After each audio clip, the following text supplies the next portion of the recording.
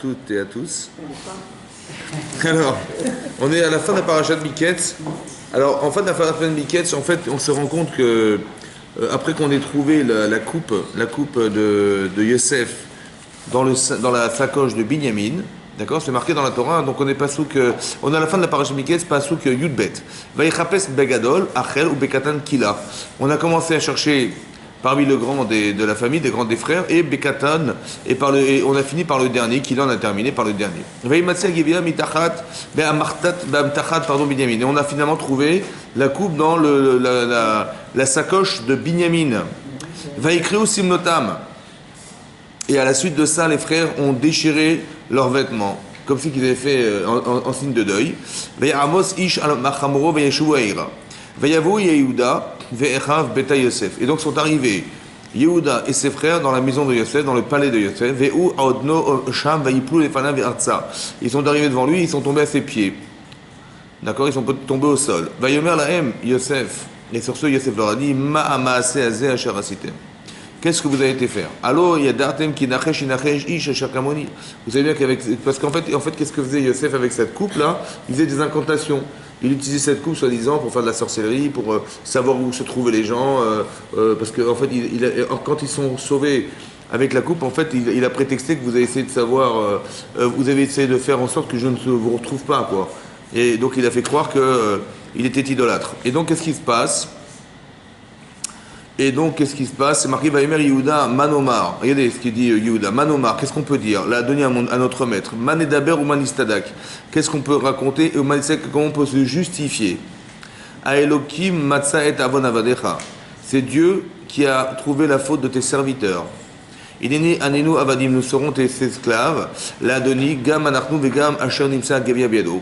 Autant nous que celui chez qui on a trouvé la coupe.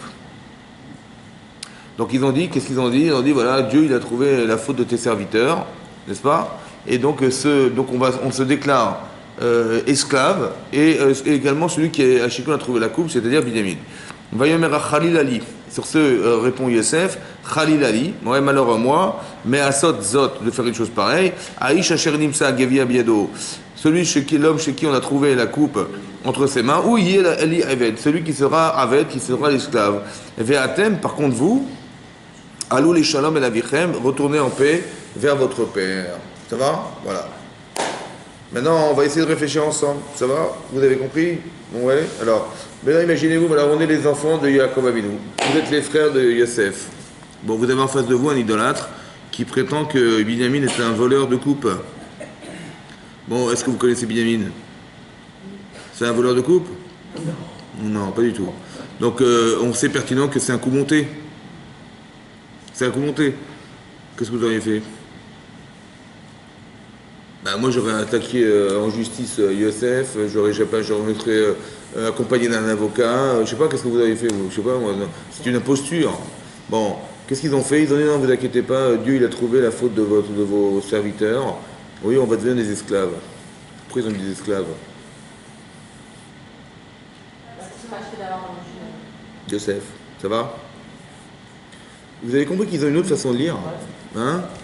On fait pas comme ça, nous. En général, nous, quand on voit des gens en justice, surtout qu'on se reproche rien, hein, ils se sont reprochés pendant toutes ces années, et tout à coup, on retrouve la coupe dans la sacoche de Binyamin, et ils ont dit Elokim Matza et Avon Avadecha. C'est Dieu qui a trouvé la faute de tes serviteurs, on va devenir des esclaves. Première chose, d'abord ils ont dit Elokim, c'est étonnant. L'autre il a dit, mais attendez, vous m'avez volé ma coupe, vous saviez bien que je fais des incantations avec. Donc ils s'avancent comme étant un idolâtre. Et eux, qu'est-ce qu'ils ont comme discours? D'abord, tu parles pas de Dieu, ça n'a aucun rapport. Tu dis, écoutez, ok, on accepte d'être des esclaves. Ils ont dit, Elokim Matzet Avon Avadecha. C'est Dieu qui nous a trouvés qui nous a mis dans cette situation pour réparer la problématique qu'on a eue d'avoir vendu Yosef. Ça va, c'est ce que, entre guillemets, ils ont dit. Alors, ce qui est d'abord intéressant, c'est que nous, on connaît le principe de Mida Keneged Mida. Vous savez, Hachem nous juge mesure pour mesure. On a vu ce principe dans la parasha de Vaïchev, lorsque Yosef va faire du Lachon Hara, de la médisance. Face à son père, il va dire de ses frères que ils traitent ses frères, les enfants de Léa, ils traitent les enfants de Bila et de Zilpa d'être des enfants d'esclaves. Ouais, il les traite d'esclaves.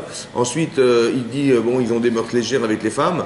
Et à part ça, il a dit qu'ils mangent Ever Minachai, des animaux vivants. Bon, qu'est-ce que fait Hachem?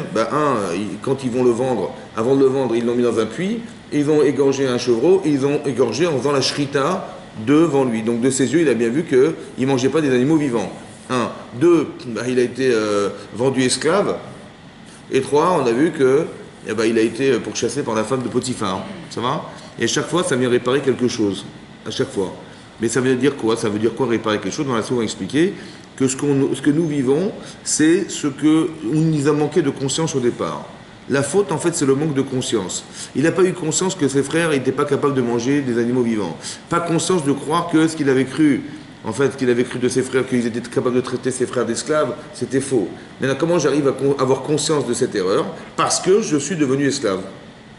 Et le fait d'être devenu esclave, d'être à la mesure de ce ressenti que j'ai d'être un esclave, je me dis, mais comment j'ai pu penser que mes frères ont traité ses autres frères d'esclaves? Autant que comment j'ai pu croire que mes frères, ils avaient des problèmes avec des femmes et des mœurs un peu légères. Et quand il avait cette expérience qu'il avait avec la femme de Potiphar, il a finalement eu conscience, c'est pas théorique, c'est pas dans les livres, c'est dans sa vie, de ce qu'il a pensé. D'accord? Donc on voit qu'Hachem, il nous fait vivre des situations qui sont révélatrices du manque de conscience humaine. Ça va?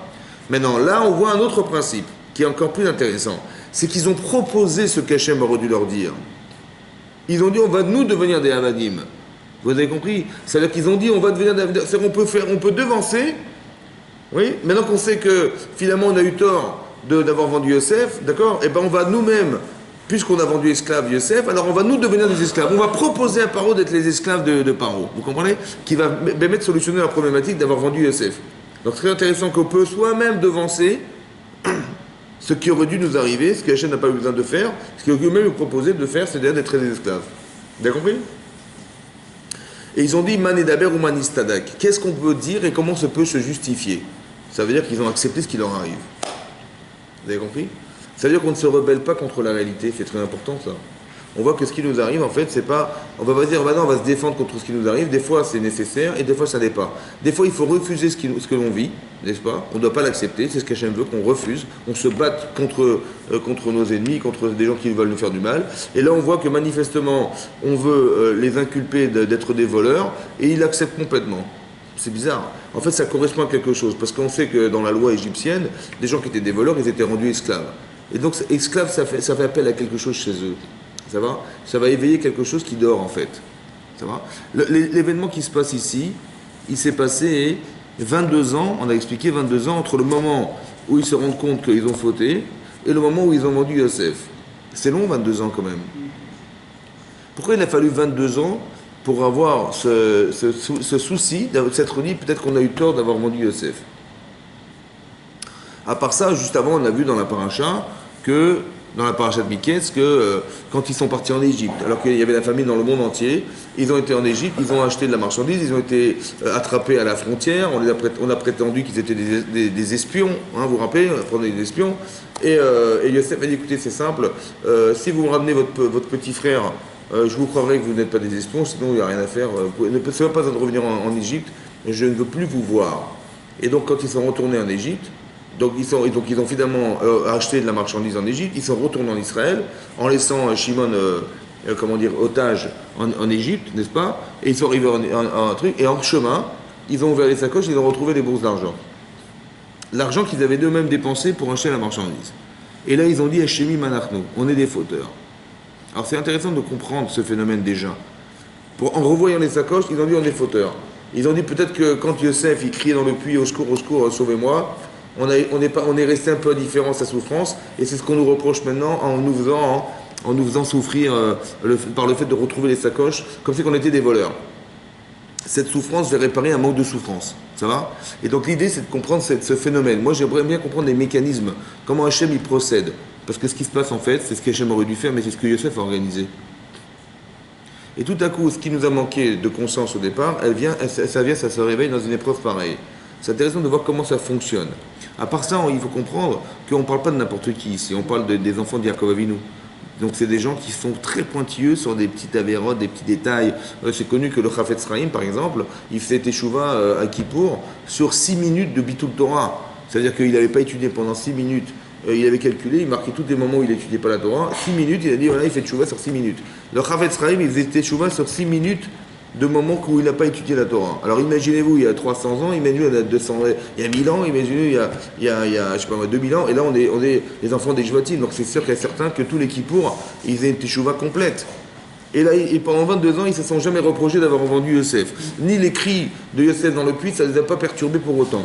C'est intéressant de voir que 22 ans plus tard, il ouvre les sacoches, tac, et ça se déclenche. Comment on explique une chose pareille? On peut vivre quelque chose qui est douloureux, ouais, mais qui est un déclencheur de Teshuvah et qui permet de libérer de la conscience et qui permet de se rendre compte de ce qui nous manque. Pourquoi ça n'a pas fonctionné en temps normal? Et dès qu'on est éprouvé ici, en retrouvant les sacoches, tout à coup, ça se déclenche. Oui, ou comme ici, ils vont retrouver la coupe de Binyamin dans le sac, ils vont dire, oh c'est bon, on a compris, Dieu a trouvé la faute de tes serviteurs, on se rend esclave. Vous avez compris? Comme si il y avait un bénéfice à subir quelque chose qui n'est pas forcément heureux. Il y avait un bénéfice. Il nous arrive quelque chose de difficile, Hachem a organisé ça parce qu'il n'avait pas le choix. C'était bénéfice, ça nous a été un bénéfice parce que ça nous a permis de faire Teshuvah. Ça veut dire de retrouver en soi ce qu'on n'a jamais accepté, c'est-à-dire d'avoir vendu Yosef et d'avoir écouté souffrir Yosef dans le puits, c'est une chose qu'on n'avait jamais, qui nous a jamais ébranlé, on va dire, et là tout à coup ça nous dérange. Mais ça ne peut se faire que si on a dû subir quelque chose qui était une souffrance personnelle. Ça va? Sans ça, ils se seraient passé 50 ans, ils ne se seraient rien dégoulé chez eux, et ils ne se seraient jamais rien reproché de leur vie. Mais là tout à coup oui.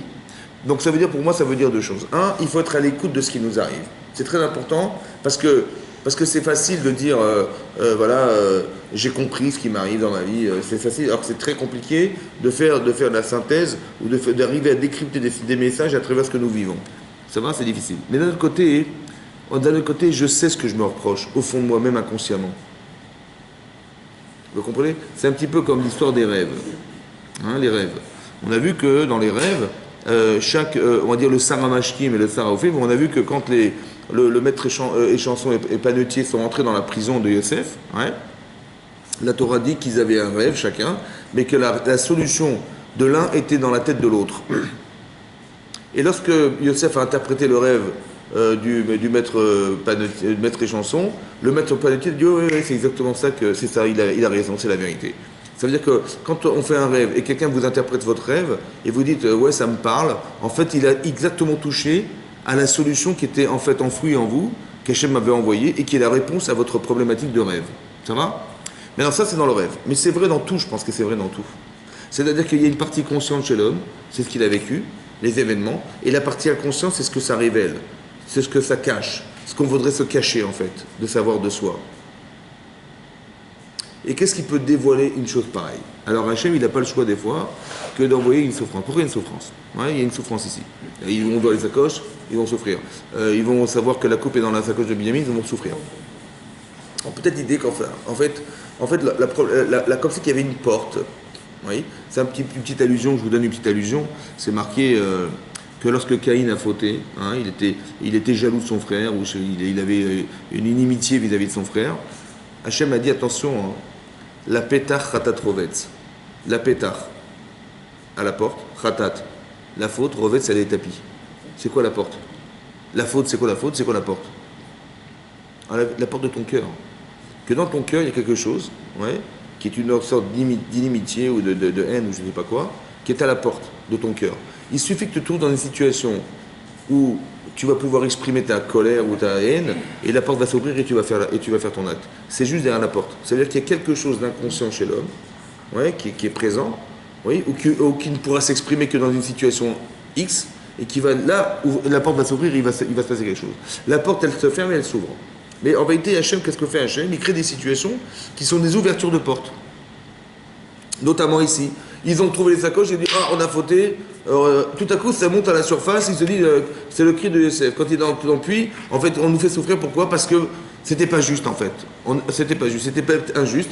que de voir qu'il souffrait et qu'on est resté indifférent. On aurait dû dire, écoute, on est vraiment désolé pour toi, mais on est obligé de te vendre, tu as fait ce rêve, tu es Mored de Malchut, tu es rebelle contre la Rodidra, on est vraiment désolé, excuse-nous, mais on est obligé de te vendre. Voilà. Ils n'ont pas été désolés de ce qui s'est passé. Ils ont entendu crier et cette indifférence, ils se la reprochent.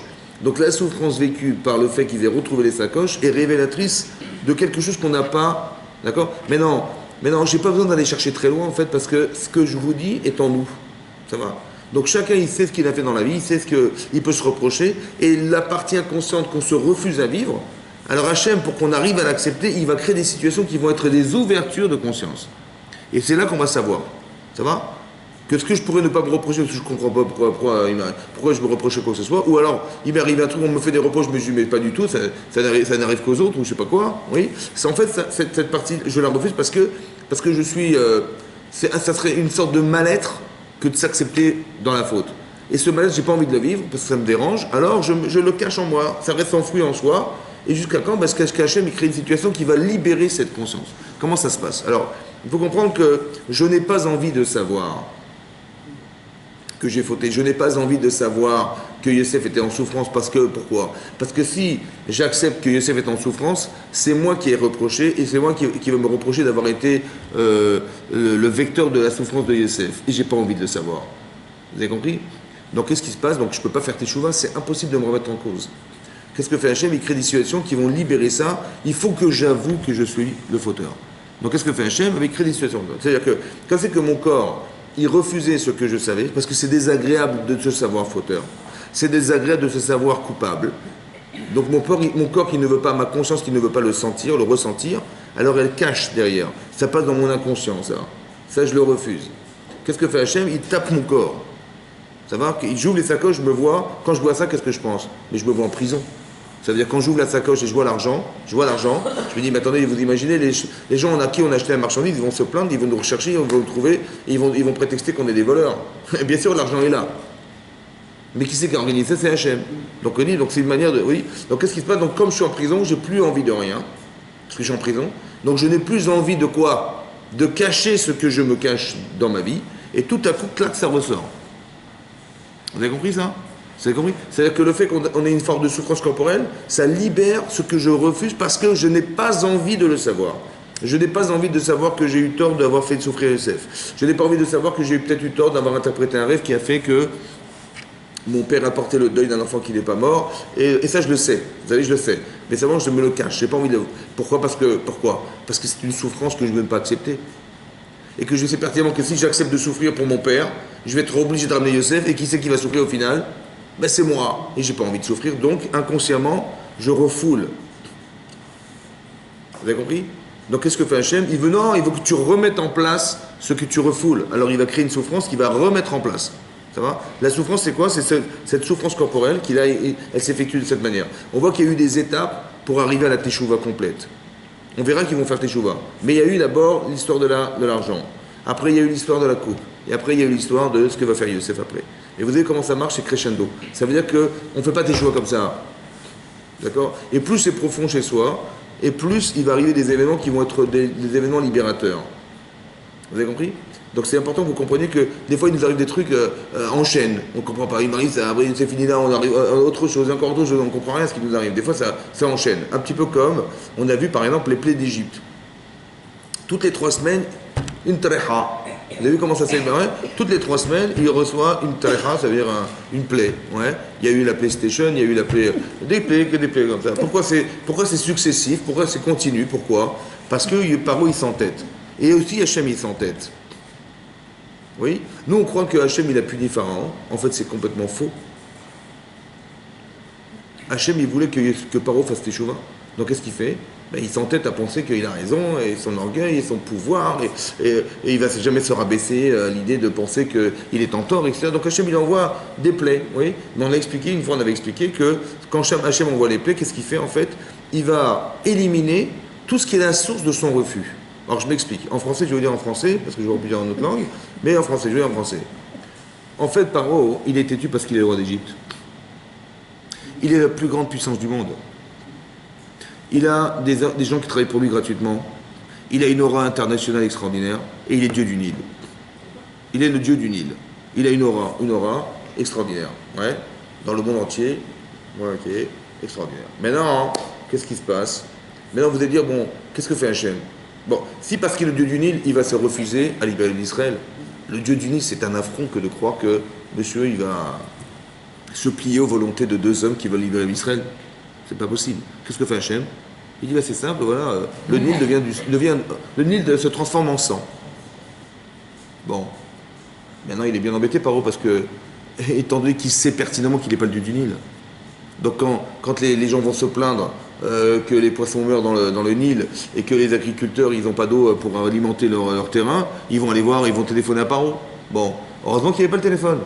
Bon, ils sont venus le voir, ils ont dit bonjour c'est Paro, je suis désolé, voilà, vous êtes le Dieu du Nil, vous êtes le mécanicien du Nil, allez-y, réparez-nous tout ça. Bon, qu'est-ce qu'il a fait Paro? Il n'a rien fait. Donc il a été démasqué. Donc t'es plus de du Nil. Donc qu'est-ce que tu as à défendre? Bah rien. Alors libère. Eh ben non, parce que je suis encore je suis encore le roi d'Égypte. Et j'ai encore un problème économique. Parce que si je libère les d'Israël, il va falloir les remplacer c'est payer, etc. Les gilets jaunes et tout ce que vous voulez, donc c'est pas possible, donc il va forcément refuser. Mais qu'est-ce que fait Hachem? Il dit, ben c'est pas grave, on va détruire ton pays au fur et à mesure.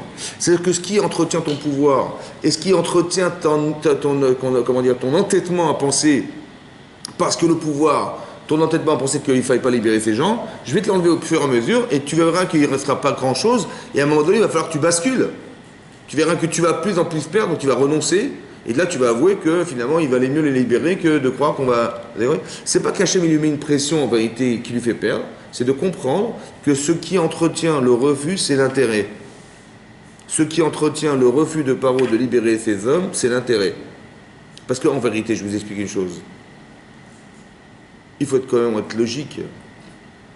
Vous dites, mais cet homme, il ne va jamais le libérer, il ne va jamais vouloir perdre. C'est normal.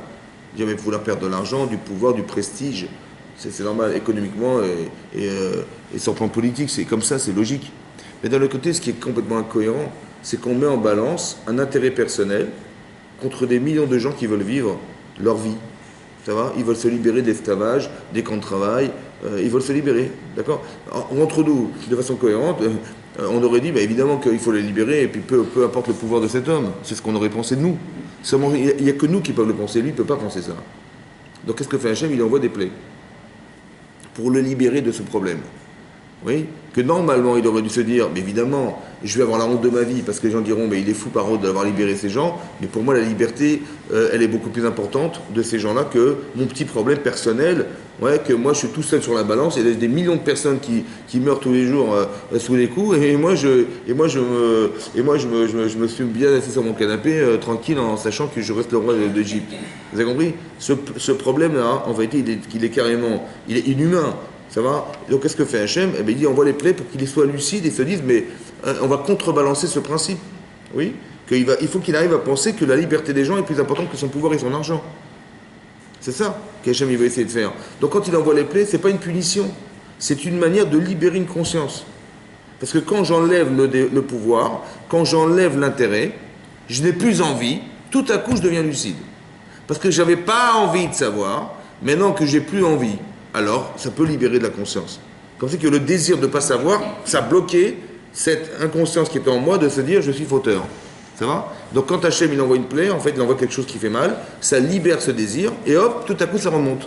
Et tout à coup il pense, quand vous voyez des gens qui sont malades, qui ne sont pas du tout religieux, ils sont à l'hôpital, malades, et les médecins leur disent, vous savez, et les gens, des fois ils sont jusqu'à la fin de vie, quoi, et on leur dit, vous savez, vous n'êtes pas pour longtemps.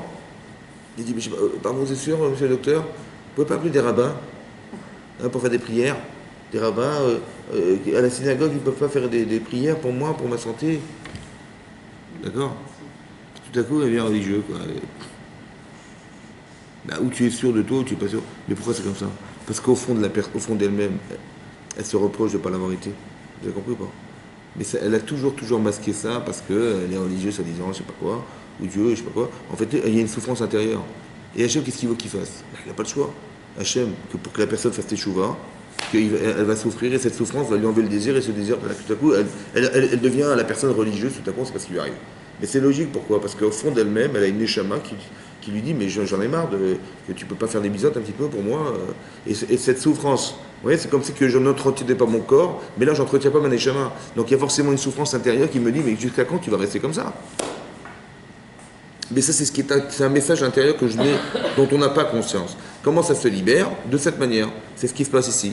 Qu'ils vont retrouver l'argent dans les sacoches, ils vont tout à coup réagir. Alors que ça fait 22 ans que ça s'est passé. Et tout à coup, ils vont retrouver la coupe et ils vont dire, ne vous inquiétez pas, ça a été pensé par Hachem. Hachem, Elohim, Matza et Avon Avadecha. C'est Dieu qui a trouvé tes fauteurs, tes serviteurs fauteurs. On accepte, on va devenir des Avadim. Donc ils acceptent ce qui leur arrive. Mais c'est très important que je ne refuse pas ce qui peut m'arriver dès l'instant où je le comprends comme étant réparateur de quelque chose chez moi. Je ne vais pas me rebeller contre la réalité lorsque je sais qu'elle est réparatrice. Par contre, quand c'est une injustice ou qu'on veut essayer de nous détruire, quand on veut détruire notre psychique ou notre neshama, là, je refuse. Là. Mais quand on veut nous apporter quelque chose qui nous aide à changer, là, j'accepte. Parce qu'au fond d'eux-mêmes, ils savent pertinemment qu'il y a un problème avec Yosef. Ils le savent. Ils le savent.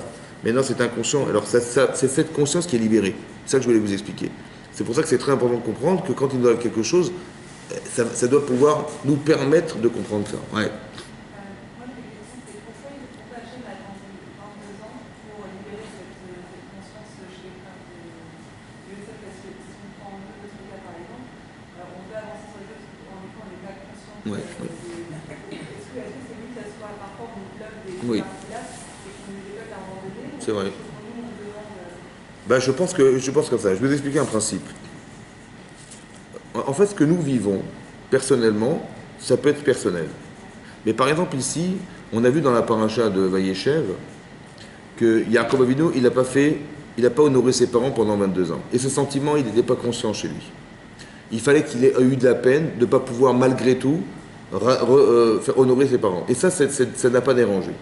N'est-ce pas? Donc, qu'est-ce qui va se passer pendant ces 22 années? Il n'a pas eu cette conscience suffisante pour se dire mais je regrette de ne pas pouvoir être avec mes parents et donc il va devoir souffrir ce manque par le fait du manque de son fils.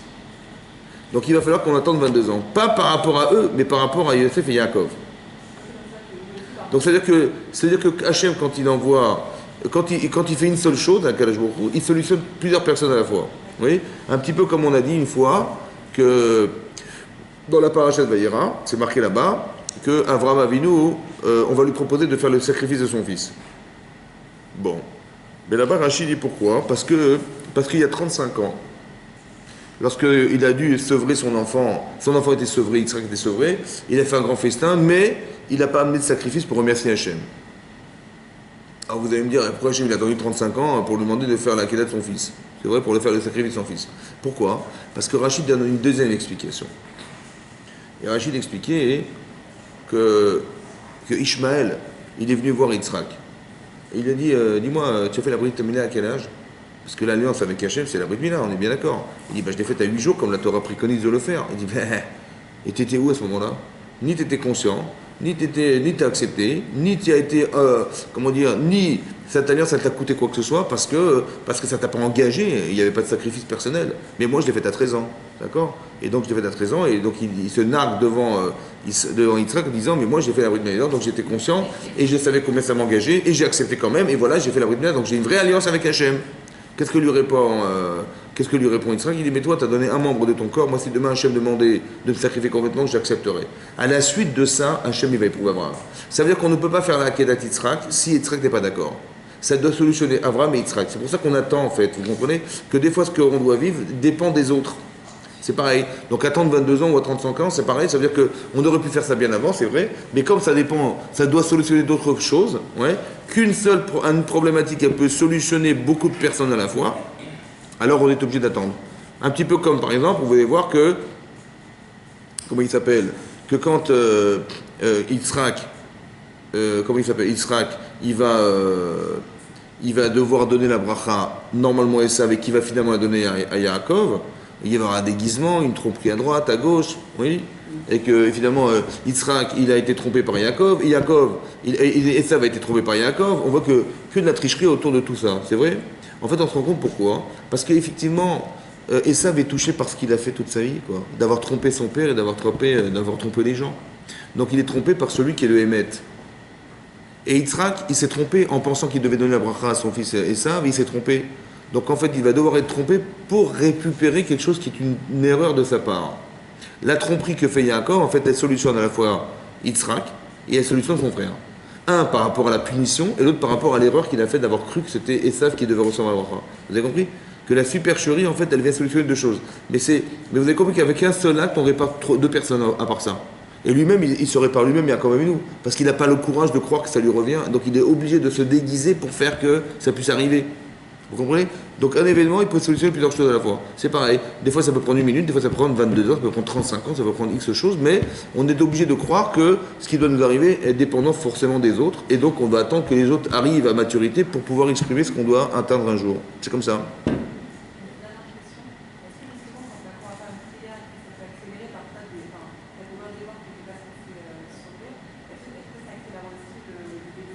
Oui, je pense, oui, oui, oui. C'est-à-dire que, parce que si ça ne nous concerne que personnellement, et pas des autres, alors ça peut accélérer les choses. Comme on a vu que Eliezer, pour trouver une femme pour Yitzhak, en une seconde, il a trouvé. Ça veut dire que, parce qu'il n'y avait rien, il n'y avait pas d'autre intermédiaire à solutionner que de trouver une femme pour Yitzhak. Il a prié correctement, comme il fallait, il n'y avait pas de raison de perdre du temps, et ça s'est instantanément fait. Vous avez compris? Mais ce que je veux dire par là, c'est que, voilà, vous avez compris, donc c'est ça. Ensuite, qu'est-ce que je fais? Qu'est-ce qui se passe? Alors, à la suite du fait qu'ils aient accepté d'être des esclaves et que lui leur a dit non, non, vous pouvez rentrer chez vous, mais je garde Binyamin. Alors là, tout à coup, il y a Yehuda qui intervient. Alors, on tourne la page, on est au début de la paracha de Vaïgash. Et là, c'est marqué Vaïgash et là, Yehuda. Donc, Yehuda, il s'approche de Yosef, ouais, Vayomer Bi Adoni. Il dit de grâce, mon maître, ouais, Yedaberna Avdecha Davar Beozni Adoni. Que Yedaberna, laissez-moi dire, en tant que ton serviteur, d'avoir une parole à l'oreille de mon maître. Que tu te mettes pas en colère contre ton serviteur, qui kamora qui est parole parce que tu es comme Pharaon. Adoni Shalet Avadav, mon maître un jour, en parlant de Yosef, a demandé à ses serviteurs, Lomar Ayesh Lachem Av Oach. Est-ce que vous avez un père, un frère, un père et vous avez un frère? Oui, il les a interrogés sur la famille. Vayomer elle a donné, donc on a dit à notre maître, Yesh lanu avzaken. Effectivement, on a un père qui est vieux, déjà bien vieux. Veyeled zekunim katan achiv met, veivateru levado leimo beavi vaevo. Donc Veyeled zekunim katan veachiv vamet. Donc il avait un enfant qu'il a eu âgé et qui est mort, en parlant de Yosef. Veivateru levado. Et le seul enfant qui lui reste de sa mère et de son père, c'est lui, qu'il aime. C'est qui? Binyamin. Donc en fait, il a perdu sa femme, Rachel, il a perdu son fils, qu'il a eu de Rachel, qui était Yosef, et il risque il lui reste le seul enfant qui lui reste, c'est lequel? C'est lui que vous gardez en otage, quoi, ouais, qui est Binyamin, et qu'il aime. Vatomer el avadecha oridu elai vasima elai elai. Et vous avez demandé à votre serviteur de le rapporter pour qu'il puisse mettre ses yeux sur cet enfant. Vayomer el adoni lo yuchal anar lazov et aviv vamet. Et on vous a répondu en vous disant que si on était capable de rapporter cet enfant vers vous, son père risquait de mourir. Mais vous nous avez dit, mais de toute façon, si cet enfant ne vient pas, alors qu'on vous a prévenu que c'était dangereux pour la santé de notre père, vous dites, de toute façon, ça ne sert à rien, ne venez pas me voir si vous n'êtes pas en présence de cet enfant. Donc il aura mis une pression énorme. C'est pour ça que Yehuda est obligé de se porter garant. Alors lorsqu'on est monté en Israël vers mon père, Vanagedlo était dit à Denis qu'on lui a raconté les paroles de notre maître, qui était toi. Il nous a dit, allez chercher à manger. Il n'y a plus de quoi manger en Israël, il fallait manger. Il dit, allez chercher, acheter de la nourriture en Israël, en Égypte. De toute façon, on ne pourra jamais retourner en Égypte si notre petit frère n'est pas avec nous. Parce qu'on ne pourra jamais voir la face de cet homme qui était Yosef, et notre frère, le petit, et nous n'est pas avec nous. Sur ce, ton serviteur qui est mon père nous a dit, mais vous saviez bien que sa mère m'a enfanté 2 enfants. Il y en a un qui m'a quitté. Et j'ai dit qu'il a été déchiqueté par un animal. Je ne l'ai pas vu jusqu'à présent. Et vous allez prendre celui-là aussi. Devant ma face. Il risque de lui arriver un accident, comme est arrivé un accident à Yosef, qu'il a été déchiqueté par un animal. Et vous allez faire descendre ma vieillesse. dans le mal Sheola, dans le tombeau. Ve'ata kevoui levadecha aviv anahar enu itanu. Ouais, benafshu kshuram benafshu. Et voilà que si je revenais vers ton serviteur, mon père, sans avoir cet enfant en présence de cet enfant, il va mourir parce que nafsho kshura benafshu. Son âme est attachée à son âme. C'est-à-dire que si vous gardez cet enfant, vous tuez mon père. D'accord? Et que lorsqu'il verra que son fils n'est pas là, alors va mettre, il mourra. Vous allez faire tomber mon père dans une déchéance morale très profonde, qui est avadecha arav et anar, parce que ton serviteur, en parlant de lui, s'est porté garant. Arav et anar, s'est porté garant vis-à-vis de cet enfant, mais il m'a vie devant mon père, les morts lui disant, imlo evienu elecha, que si je ne le rapporte pas, Khatati le avi kolayamim, j'aurais fauté tous les jours de ma vie. Et Rachid dit kolayamim, c'est dans ce monde et le monde à venir. C'est-à-dire qu'il s'est porté garant et perdre le olam haba s'il n'était pas capable de ramener Binyamin chez son père. Ve'ata yeshevna avadecha taradanar. Il dit, je t'en prie maintenant, remplace-moi à la place de l'enfant. Donc il a dit Yehuda, il a dit voilà, écoutez, je préfère. Ouais, pourquoi? Parce que Evel l'a donné, Nahar Ya'al Imache Echav. Voilà, moi je prendrai la place de mon frère Binyamin et que lui, Binyamin, retourne avec et monte en Israël avec ses frères. Qui est à la vie, parce que comment je pourrais moi seul remonter chez mon père, Vanahar et que cet enfant ne soit pas avec moi. Pen Ere Bara, Sherim Saïtavi, comment je vais pouvoir voir mon père, de peur de voir mon père dans le mal qui va être cette souffrance que je ne pourrais pas supporter. Vous avez compris? Voilà ce qu'il a fait. Donc qu'est-ce qu'il a fait en fait? Ben, il a dit que ce que faisait Yosef en gardant Binyamin était criminel. C'est ça qu'il a dit, non? Et qu'il a démontré que voilà, il a démontré combien son père était en souffrance d'avoir déjà perdu sa femme, d'avoir perdu l'enfant qu'il aimait, et de risquer de perdre celui-là. Et moi, comment je vais pouvoir moi supporter qu'il me supportait garant sur lui, de revenir sans lui et de dire à mon père, papa, je suis désolé, il est resté là-bas. Je pourrais pas. Parce que mon père, il risque de mourir et je pourrais pas le voir comme ça. Et donc il a dit, je t'en prie, on va faire un deal, moi je remplace mon frère et et lui partira. Ça va? Mais non, ce qu'il faut comprendre aussi, c'est pas simple. Pourquoi c'est pas simple?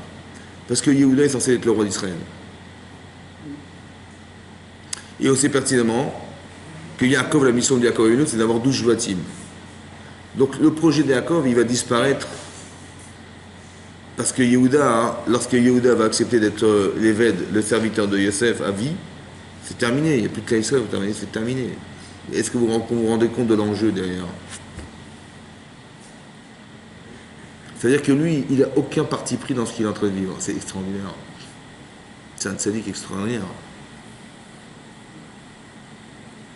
Parce que qu'est-ce qui s'est passé? Pourquoi il a vendu Yosef? L'interprétation du rêve, c'était de comprendre que Yehuda, il était plus roi d'Israël. Et là, il fait une teshuva extraordinaire. Vous avez compris? En fait, quand il parle il parle de son père et il parle de... En fait, il est en train de parler de lui aussi, vous comprenez? C'est énorme. C'est-à-dire jusqu'où on doit faire teshuva, vous comprenez? C'est énorme. C'est-à-dire qu'il assume complètement sa faute, il dit, j'ai fauté, j'assume complètement. C'est un munch, c'est extraordinaire. Vous avez compris ce qui se passe? On n'a pas à se cacher derrière quelque chose qui est un pouvoir personnel. Et qu'est-ce qui se passe? Donc il a fait sa plaidoirie, voilà, il a dit comme ça, il a dit... Voilà.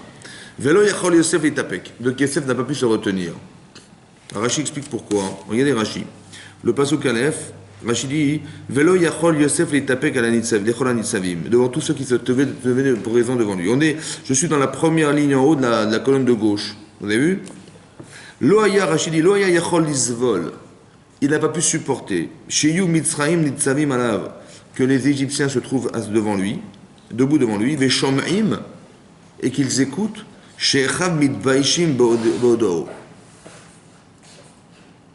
Et qu'ils entendent devant eux la honte de ses frères. Quand il va se dévoiler, il va se faire connaître à eux. Quand il va dire, il va se faire connaître à eux, ils vont avoir honte à ce moment-là, il est sûr et certain. Mais il n'a surtout pas voulu que les anges soient présents lorsqu'ils seront, eux, honteux d'avoir vendu Yosef. Vous avez compris? Vous avez compris pourquoi? Il n'a pas voulu qu'il y ait des gens présents à ce moment-là. Pourquoi? Mais pourquoi? Vous vous rappelez ce qu'on a dit une fois? On a dit une fois que quand Yehuda, hein, il a décidé, ils avaient voté, ils avaient conclu au Beddin que finalement Tamar avait fauté, elle était enceinte, et donc comme elle était la fille d'un Cohen, elle devait être condamnée à mort. Hein? Bon. Mais elle était tombée enceinte de Yehuda. Et lui, il a eu tellement honte de savoir comment ça s'est passé. Il a dit à Achira, là, son serviteur, il dit que va vite lui donner le chevreau de peur et récupérer le gage, de peur que ça se sache. Ouais, il y avait la bouse et j'aurais la honte de ma vie, quoi. Hein? C'est vrai. Il était à Bedin, c'était le chef des tribunaux. Et on l'a jamais trouvé. Mais non.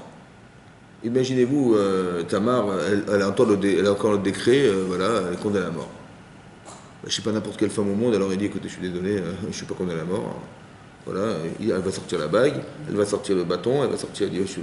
J'espère qu'il ne va pas refuser de croire que c'était lui quand même. Voilà, c'est de lui que je suis enceinte. C'est de toi que je suis enceinte. Elle lui donne, elle lui montre, elle dit, reconnais que c'était toi. Oui, c'est ça qu'elle aurait dû faire. C'était un réflexe évident. Qu'est-ce qu'elle a fait, elle? Hein? Elle n'a pas dû faire honte. Mais au détriment de sa vie. Mais pourquoi elle a fait ça? Hein? Parce qu'il est sous une telle pression, Yehuda, que si elle lui rajoute une pression en lui disant mais attends, tu vas pas renier quand même que c'est toi le père, qu'est-ce qui va se passer? Et qu'il sait pertinemment que tout ça c'était que c'était comment dire, ça remet tout en cause chez lui. Cette pression, il va la supporter ou pas? Non. Alors il va mentir. Il va être obligé de mentir en disant pas du tout, elle me les a volés, je suis pas le père de ses enfants, depuis quand le Bédine il va avoir une relation avec sa belle-fille. Vous avez compris? Voilà. Et qu'est-ce qui va se passer? Il va renier, en bloc. Mais pour ne pas qu'il renie, qu'est-ce qu'elle va faire? Elle va, lui faire le kavod, entre guillemets, de disparaître. Ça veut dire qu'elle a pensé, elle, que la seule manière qu'il avait de reconnaître qu'il était le père de ses enfants, et de supporter la honte qu'il avait d'avoir été avec elle, c'est de le respecter à ce point où il ne va pas pouvoir renier. Parce qu'elle a fait ça pour moi, alors je vais faire pour elle. Vous comprenez ce qui va se passer? Et donc qu'est-ce qui va se passer? Elle était obligée, elle avait compris peut-être l'idée d'expliquer que si tu viens et de façon violente tu fais avouer les gens, en bloc ils vont refuser.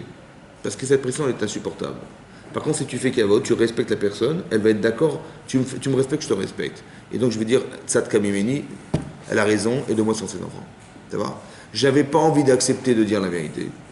Mais si elle me met sous pression et je vais être obligé de mentir pour garder la face, alors je vais mentir. Mais si elle me respecte, je la respecterai, je dirai la vérité. C'est pareil. Yosef, il avait compris ce principe, il a dit attention, là je vais arriver à une teshuva chez les mains. Mais si je leur fais la honte devant tout le monde, j'aurais fait une erreur. Parce que j'ai obtenu la honte, mais la mauvaise, pas la bonne. Il y a deux hontes dans la vie. Il y a la honte de soi et la honte des autres. La honte de soi, elle est positive. J'ai honte de moi. C'est bien. Parce que quand j'ai honte de moi, je ne recommence plus. Mais quand j'ai eu honte à cause des autres, j'ai la haine. C'est ça qu'il faut faire attention. Il a eu peur de ça. Donc il a demandé à tout le monde de sortir. Pour ne pas leur faire honte. Lorsqu'il va se faire savoir, connaître. Et là, hein, c'est marqué la chose suivante. Et là, c'est marqué... D'accord. Il a demandé à ce qu'on sorte tous les gens qui sont devant moi. Velor Amad Ish Ito, et c'était personne n'était présent devant lui. Beitvada Yosef Elechav, lorsqu'il s'est fait connaître Yosef à ses frères. Vaiten et Kolo Bebechi. Il a levé la voix en pleurant. Vaishmeu Mitzrayim, ont entendu les Égyptiens. Vaishma Bet Paro, et ça a été écouté dans le royaume de Pharaon. Vaïmer Yosef, et a dit Yosef, et Lechav et ses frères, Ani Yosef, je suis Yosef.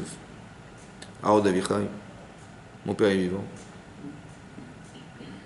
Velo Yechlu Echav Lanototo, et ses frères n'ont pas pu lui répondre, Kiniv Halou Mipanav, parce qu'ils étaient épouvantés devant lui. Rachidi Nivalou Mipanav, Rachidi, épouvanté devant lui, Mipne Aboucha, à cause de la honte. On voit que la honte est un signe de teshuva essentiel. Que si on n'a pas honte de soi, oui, peut-être qu'on n'a pas effacé la faute. Oui, il y a une honte intellectuelle et une honte émotionnelle. La honte intellectuelle, c'est ce qu'on a en général. On dit, oui, c'est vrai, mais bon, c'est la vie, c'est comme ça. Que tu fasses. Bon, oui, je vais faire un effort, d'accord. C'est une honte intellectuelle. Il y a une honte émotionnelle, c'est que mon corps, il ressent ce que je sais. Et là, ça va beaucoup plus loin, c'est plus profond. Oui. Et là, si mon corps refuse, si on vous reproposait de faire une avéra, on dit, non, je peux plus, c'est impossible, je ne recommencerai pas. J'ai eu trop honte d'avoir fait ça et mon corps l'a ressenti, c'est lui qui va refuser. Donc il y a deux styles, il y a deux degrés de honte. Il y a le degré de la honte intellectuelle, ouais, de savoir que c'est vrai, mais bon, je fais des efforts, j'essaye. Et il y a la honte émotionnelle qui va jusqu'à toucher mon corps et faire rougir mon corps. Je vais rougir en sachant que j'ai fauté. D'accord? Et là, c'est ce qui s'est passé. Dit la Gemara, hein, il y a marqué dans un midrash, un Yakut Shimoni, c'est un midrash rabbin, un midrash Yakut Shimoni qui dit que Amar Rabbi Lazar, il a dit, Amar Rabbi Shimon Amar Rabbi Lazar, il a dit un principe de là. Oy lanu miyom adin, malheur à nous le jour du jugement, oui, malheur à nous le jour du reproche, que si déjà Yosef, qui était le plus jeune des frères, il leur a fait honte, et Veni Valou Mipanav, ils ont été époustouflés devant lui, ouais. Alors, à Kadosh Baruch Hu, le jour du jugement, à la Khat Kamavekama fortiori. Demande les commentateurs, il dit, mais il est où le reproche? Il a dit, je suis Yosef, mon père est vivant, il est où le reproche? Il est marqué là-bas que malheur à nous le jour du jugement, malheur à nous le jour du reproche. Ouais, parce que c'est déjà Yosef qui a fait reproche à ses frères, et ils étaient épouvantés devant lui. Alors, à Kadosh Baruch Hu, imaginez-vous, ouais, comme ça c'est marqué dans le Midrash. Dans les Yakut Shimoni là-bas, sur la paracha. Mais il est où le reproche là? Il a dit je suis Yosef, mon père est vivant. C'est pas parce qu'ils m'ont dit que s'il gardait Benyamin, il allait leur père allait mourir. Et ils n'ont pas pensé à ça quand Voilà.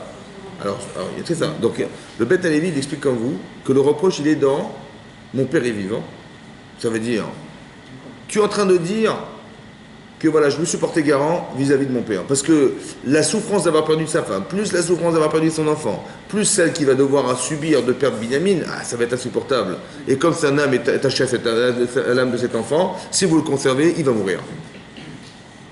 Et moi, je ne pourrais jamais supporter qu'il me supportait garant de retourner voir mon père en disant écoute, j'ai échoué, j'ai pas pu ramener Binyamin. C'est impossible, je ne peux pas. Ça va? Ok. Alors il dit, vous avez compris? Donc en fait, Yehuda est en train de dire à Yosef, vous êtes criminel dans cette situation, vous êtes un criminel. Vous imaginez la souffrance que vous avez occasionnée déjà, ouais, en proposant à mon père de le ramener déjà, c'était très difficile en sachant qu'il avait perdu son enfant, et vous lui proposez encore de risquer de perdre celui-là, pas possible. Donc il lui dit, mais je suis Yosef, mon père est vivant. Selon toi, il aurait dû mourir parce que tu savais combien mon père il m'aimait. Et c'est marrant que, vous avez compris, c'est marrant que quand toi tu me vends et tu vois ton père souffrir d'une souffrance qui n'a pas lieu d'être, parce qu'il va souffrir d'un enfant mort qui n'est pas mort. Et tu le sais pertinemment, il va porter le deuil d'un enfant qui n'est jamais mort. Et ça t'a pas dérangé. Et tout à coup, quand je prends Binyamin, ça te dérange. Et tu te dis, mais comment je vais pouvoir voir mon père dans cette déchéance morale? Mais tu l'as vu, quand tu m'as vendu, tu l'as vu dans cette déchéance morale. Pourquoi avec moi, ça n'a pas eu l'effet qu'a eu Binyamin? Vous comprenez? N'est-ce pas qu'entre Binyamin et moi, il y a une différence? C'est que moi, il y a quelque chose qui est un parti pris avec moi que tu n'as pas retrouvé. Vous avez compris ce qu'a fait? C'est ce que je vous ai expliqué depuis le départ. Qu'il y a des comportements qui sont justifiés inconsciemment parce qu'elles sont nourries d'un désir de ne pas savoir. Alors que pour Binyamin, il n'y a rien à gagner, ni à perdre. Donc là, il est en souffrance personnelle. En voyant son père, ça le fait souffrir. Et ce qui est faux. Vous avez compris? Comme si que, quand il voit son père souffrir après vendu Yosef, il dit je n'y peux rien. Vous comprenez en général ce qu'on pense? On dit mais je n'y peux rien, c'est de sa faute. Voilà, monsieur il a fait des rêves, il va se prendre pour le roi d'Israël, c'est impossible, je n'y peux rien, c'est de sa faute. Maintenant, mon père il ne comprendra pas, parce qu'il est tellement attaché à cet enfant, qu'est-ce que je peux faire? On est obligé de le juger sans lui faire savoir. Mais tout ça, c'est dû à une interprétation d'un rêve qui était carrément faux. Vous avez compris? Mais non. Donc il y a une façon de comprendre, c'est comme la vôtre, c'est-à-dire expliquer que mon père est vivant, c'est le reproche. Il y a une autre façon de voir, c'est Ani Yosef. Je suis Yosef. Imaginez-vous, il a dit je suis Yosef. C'est-à-dire c'est moi le roi d'Égypte. Je suis le roi d'Égypte. Et vous êtes devant moi, vous prosternez devant moi. Et il revoit le rêve. Et ils ont dit, mais on a toujours cru que c'était roi d'Israël. Il s'avère que c'était roi d'Égypte. Waouh! On s'est gouré. Quand on a vu qu'on s'est trompé de façon profonde, et on a vu que c'est ce qui a entraîné comme souffrance, que son père il a porté le donner un enfant qui n'a jamais mourir, qu'il a porté, lui il a dû souffrir à l'idée que Nous l'avons vendu esclave. Nous avons fait quitter sa famille. Nous l'avons fait endurer toutes ces souffrances toutes ces années-là. Vous avez compris? Quand on a conscience de ça, c'est ça. Je suis Yosef. Je suis Yosef. Il a dit juste je suis Yosef. Comme si Hachem va dire Ani Anochi Hachem Elokecha. Comme si Hachem dit je suis ton Dieu. Comment ça tu m'as oublié? Comment ça fait que. Vous avez compris? C'est ça le reproche. Et Hachem ne va rien faire d'autre que ça.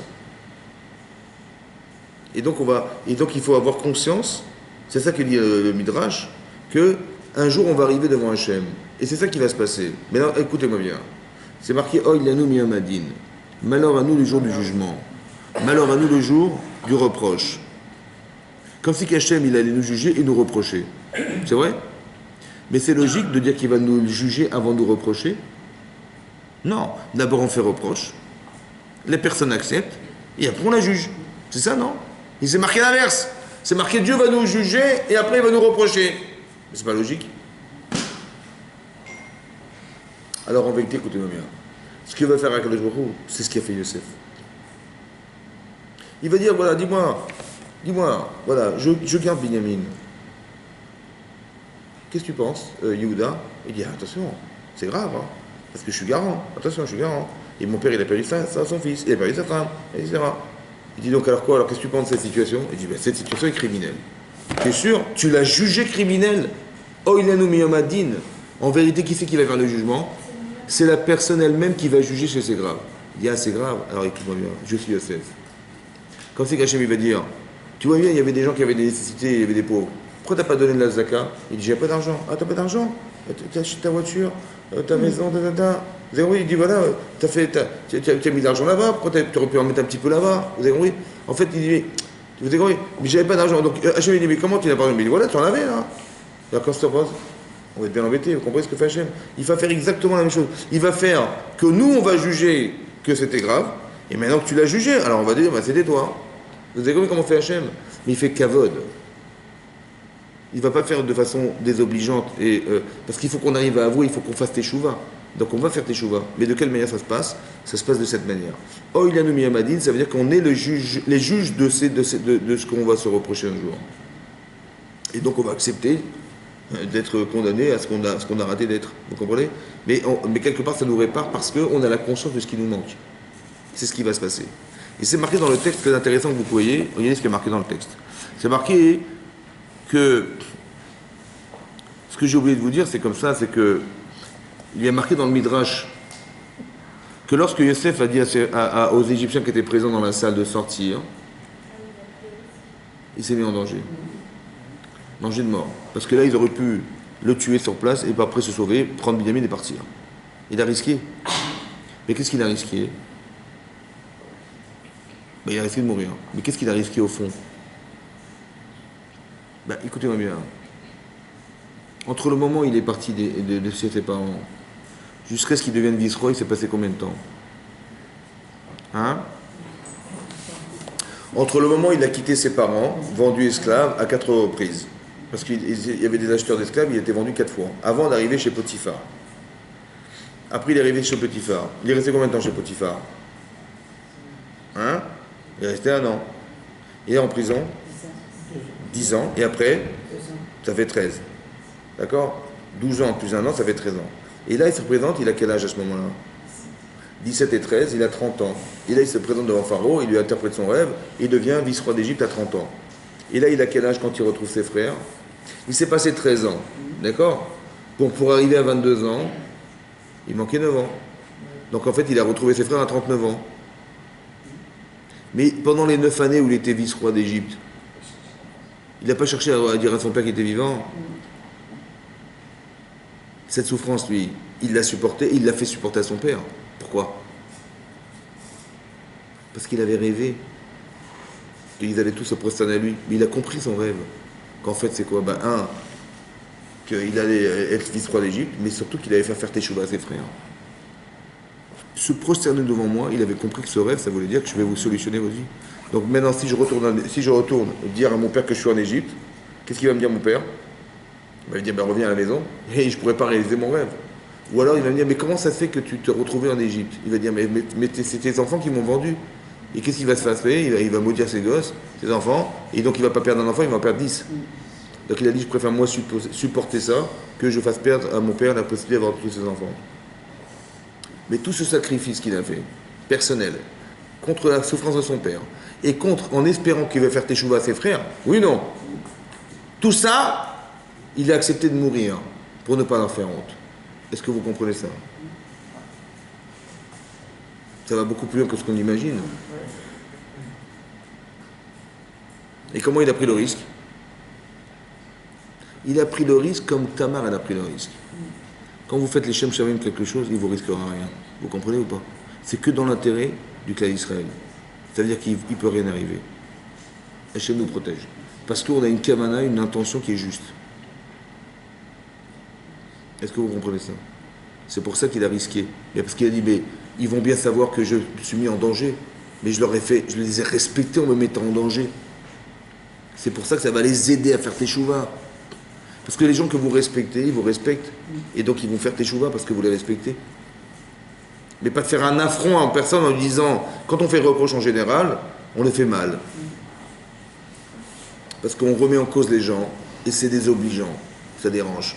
Et la personne, elle n'a pas envie de se rabaisser une fois, et encore une deuxième fois. Une fois parce qu'elle a fauté, une deuxième fois parce qu'on lui a fait le reproche. Et comme si que, finalement, c'est elle qui a gagné, c'est l'autre qui a gagné. Mais je ne veux pas qu'elle gagne, moi. Donc je vais me refuser, et je vais me braquer. C'est comme ça que ça se passe en général. Oui.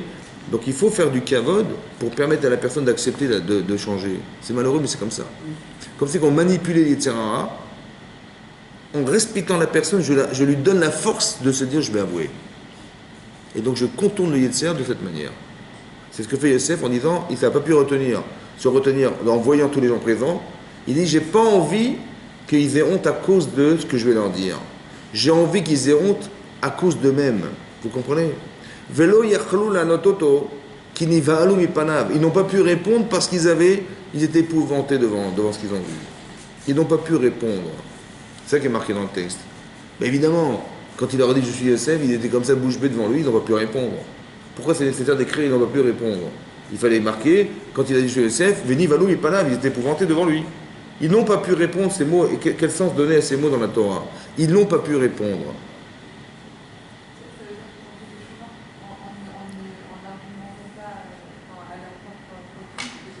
Ben, si j'avais dit, ils étaient épouvantés devant eux, et Rachid dit à cause de la honte, on a compris. Ouais. Ça veut dire quoi? Non, ils n'ont pas pu répondre. Et s'ils avaient pu répondre, qu'est-ce que ça changerait? Ça changerait quoi? Si je fais reproche à quelqu'un, ouais, et il me répond, par exemple, il va vous dire, mais de quoi je me mêle? Ça va? Vous faites un reproche à quelqu'un, d'abord de quoi je me mêle? Ou il va vous dire d'abord d'or. Avant de me faire un reproche, d'abord change-toi, et après tu me changes. Ça va? Ou il va vous dire, mais non, t'as rien compris, ça s'est pas passé comme ça, tu dis n'importe quoi, tu comprends rien dans la vie, voilà. Il a répondu. C'est vrai ou pas? C'est quoi qui est grave quand je fais reproche à quelqu'un et qu'il me répond de quoi je me mêle? Pourquoi c'est grave? Moi je lui dis la vérité. Après il la refuse, mais il est bête. Mais c'est de ma faute qu'il est bête. Mais qu'il se débrouille avec la vérité. C'est ça, oui ou non? Parce qu'une fois qu'on lui a dit la vérité, c'est oui. pas du bas, Oui. C'est quoi c'est? encore plus grave. Pourquoi? Parce que, Razak, Il sait qu'il est. c'est pas seulement ça, c'est parce que, qu'est-ce qui reste au final? Il reste que la honte et la haine. Parce que je vais vous expliquer un truc.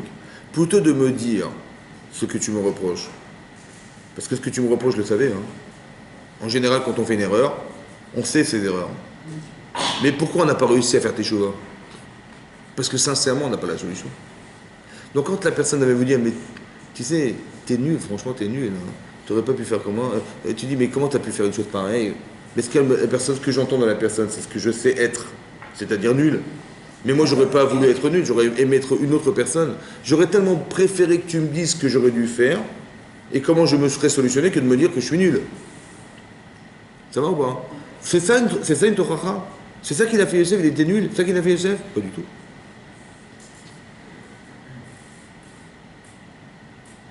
On n'est pas là pour dire la vérité aux gens. On est là pour ramener les gens à la vérité, ce qui n'a rien à voir. J'ai envie que tu me dises que tu as eu tort de me vendre. Toi, tu vas me le dire. Mais pas que je vais te le dire moi. Je ne veux pas te le dire moi. Il faut que tu me le dises toi. Vous avez compris ce qui se passe? Il faut que tu acceptes que tu as eu tort de me vendre. Pas que je vais te dire comment tu as osé me vendre. Ça n'a rien à voir. C'est pour ça que c'est difficile de faire des reproches à des gens. Parce que ce qu'on fait en général, c'est comment tu as osé faire ça. Ça va, c'est ça qu'on dit aux gens. Comment tu as osé faire ça, mais comment comment t'as pensé une chose pareille. Mais c'est honteux ce que tu as fait. Mais la personne, elle sait qu'elle a eu tort. Et donc, non seulement elle devrait avoir honte de soi-même, ce qu'elle n'arrive pas à faire, mais en plus, elle a honte à travers le regard de celui qui lui fait honte. C'est-à-dire que tu extériorises ma honte. Mais je ne vais jamais accepter une chose pareille. C'est-à-dire qu'on n'est pas là pour dire des vérités aux gens. On est là pour les amener à penser la vérité. Parce que la vérité, c'est qu'il a raté quelque chose. C'est vrai. Mais qu'est-ce qu'on affiche? Pour ça qu'il va dire, mais de quoi je me mêle? Vous comprenez ou pas? Si déjà tu me parles, alors donne-moi des solutions, mais si pour me répéter ce que je savais déjà, alors occupe-toi de toi, et arrange-toi toi, et etc., etc. Vous comprenez pourquoi la personne a ce réflexe de renvoyer la balle? Parce qu'on a eu tort de croire qu'il fallait lui dire la vérité. Comme si qu'il ne la savait pas. Vous comprenez? Et qu'est-ce que tu attends de changer? Et qu'est-ce que tu attends de trucs? C'est pas ça qu'il fallait faire. C'est pas ça que fait Youssef. C'est pas ça que fait Hachem. C'est ça qu'il fait Hachem. Hachem, qu'est-ce qu'il fait? Il ouvre sa coche. Il vole de l'argent. Et l'autre, vous avez compris ce que fait Hachem? Il libère de la conscience pour que la personne, elle avoue elle-même qu'elle est fauteur.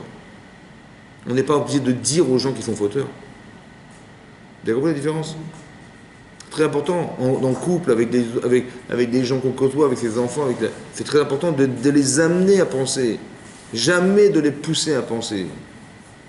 Parce que quand on pousse les gens à penser, ben, ils vont refuser, ils disent de quoi je me mêle. Tu m'as fait plus honte qu'autre chose. Parce que si, vous avez compris, il faut que j'arrive à argumenter que la personne ne puisse pas répondre. Il ne faut pas qu'elle puisse me dire, mais de quoi je me mêle. Parce que si elle a pu répondre de quoi je me mêle, c'est que c'est moi qui ai fauté, en lui faisant la honte qu'il n'aurait jamais dû subir. Vous avez compris ce que je veux dire? Il a marqué, Yosef, il a marqué qu'ils n'ont pas pu répondre parce qu'ils étaient épouvantés devant lui. Ça veut dire que quand je fais reproche à quelqu'un et que je sais qu'il va pouvoir me répondre, je me tais. Parce que ce que je vais faire, tu la verras. S'il est capable de me dire, mais attends, je sais pas compris, de quoi tu te mets? Moi je te pose des questions, moi je m'occupe de ta vie, moi. Hein, il me dit ça.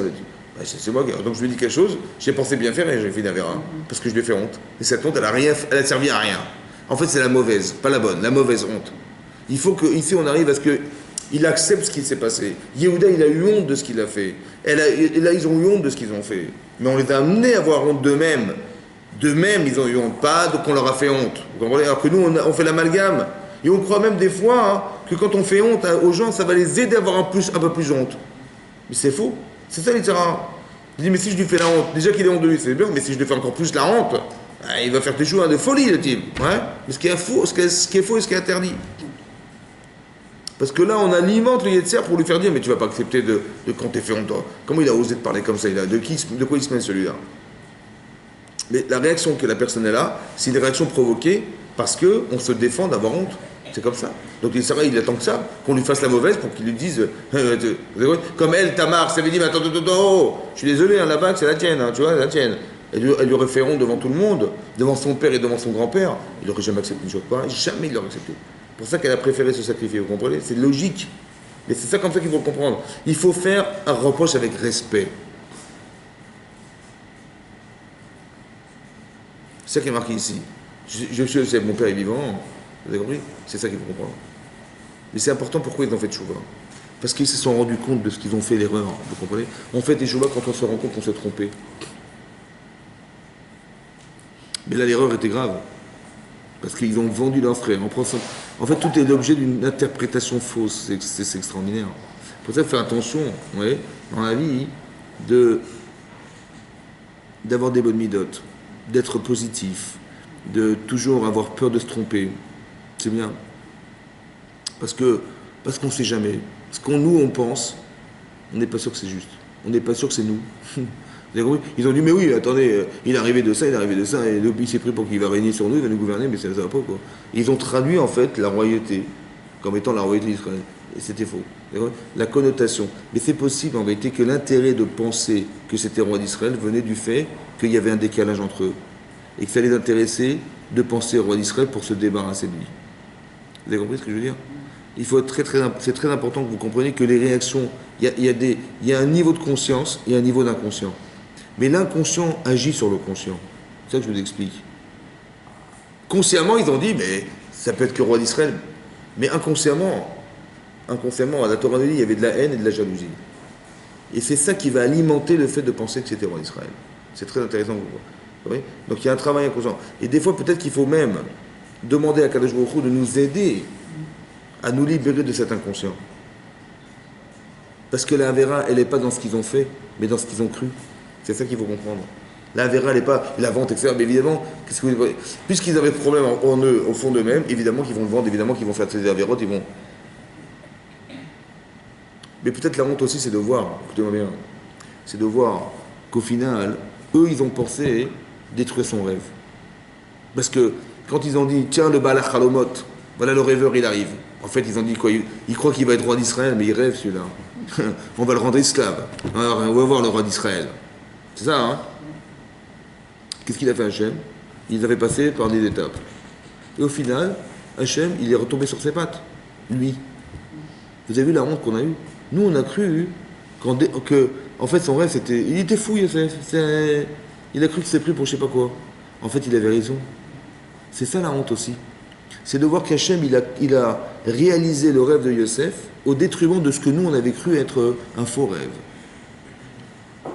C'est-à-dire que des fois, on se rend compte que tout ce qu'on a projeté de faire, on a pensé bien faire, on a pensé machin, on a vendu Yosef, on a pensé qu'on avait sauvé toute l'Israël, en fait, on a détruit. Vous comprenez ce que je veux dire? Et cette honte-là, hein, c'est de voir que derrière, il y a une manipulation organisée par Akadosh Baruch Hu qui va faire que Hachem, il s'arrange toujours avec ce qui se passe. Vous comprenez?